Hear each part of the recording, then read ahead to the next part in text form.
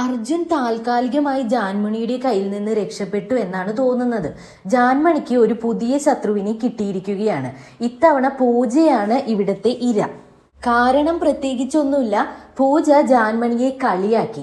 അതായത് ജാൻമണിയുടെ മറ്റേ business class dialogue ഇല്ലേ, അതും പറഞ്ഞിട്ട്. സത്യം പറഞ്ഞാൽ ജാൻമണിയുടെ ബിസിനസ് ക്ലാസ് ഡയലോഗും എനിക്ക് വീട്ടിൽ പോകണം ആ ഡയലോഗ്സ് ഒക്കെ ഇനി കേരളത്തിൽ ആരും പറയാൻ ബാക്കിയില്ല. ജാൻമണി എവിക്റ്റ് ആകി പോകുന്ന സമയത്ത് പോലും ബിഗ് ബോസ് അത് പ്ലേ ചെയ്തിരുന്നു. പൂജ അത് വളരെ ഫണ്ണിയായി പറഞ്ഞതായിരിക്കാം, പക്ഷേ ജാൻമണി അത് വളരെ സീരിയസ് ആയിട്ടാണ് എടുത്തിരിക്കുന്നത്.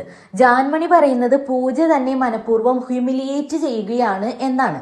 അതിന്റെ ഇടയിൽ ജാസ്മിനോട് ഒരു ചോദ്യം. ജാസ്മിൻ കുളിക്കുന്നില്ല എന്നുള്ള കാര്യം എല്ലാവരും പറയുന്നുണ്ട്. അത് നമുക്ക് ആദ്യം ഒന്ന് പറഞ്ഞു, നമ്മളത് തമാശയാക്കി വിട്ടു. പക്ഷെ അത് വീണ്ടും വീണ്ടും പറഞ്ഞുകൊണ്ടിരുന്നാൽ നിനക്ക് സങ്കടമാകില്ലേ എന്ന്. ജാസ്മിന്റെ ഒരു സെക്കൻഡ് ചെറുതായി ഒന്ന് കിളിപോയി. ഇതെന്തിനാ ഇപ്പൊ ഇവിടെ വലിച്ചെടുത്തിടുന്നത് എന്ന് ജാസ്മിൻ ചിലപ്പോൾ ചിന്തിച്ചു കാണും. എന്തായാലും ജാൻമണിയുടെ ഈ സങ്കടം പറച്ചിൽ കേട്ടിട്ട് എനിക്ക് ചിരിയാണ് വന്നത്.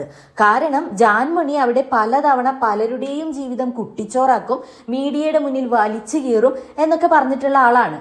അങ്ങനെയുള്ള ഒരു ജാൻമണിക്ക് ഇത്രയും ചെറിയൊരു കളിയാക്കൽ പോലും താങ്ങാനുള്ള കെൽപ്പില്ലേ? ജാൻമണി അന്ന് നോറേനെയും അർജുനെയും ഒക്കെ ശപിച്ചതോർക്കുമ്പോൾ പൂജ ഇവിടെ പറഞ്ഞതൊക്കെ എത്ര നിസ്സാരമായ കാര്യമാണ്. ഇതിന്റെ ഇടയിൽ ജാൻമണി ഒരു ഡയലോഗ് കൂടി പറയുന്നുണ്ട്.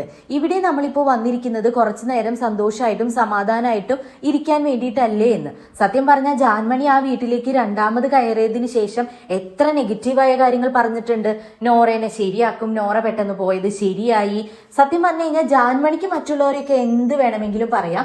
അതേസമയം ജാൻമണിക്ക് നേരെ വരുന്ന വളരെ ചെറിയ ക്രിറ്റിസിസം പോലും അത് ഹെൽത്തി ആയി എടുക്കാനായിട്ട് ജാൻമണിക്ക് പറ്റില്ല. അപ്പോഴേക്കും അത് ഹ്യൂമിലിയേഷൻ ആയി.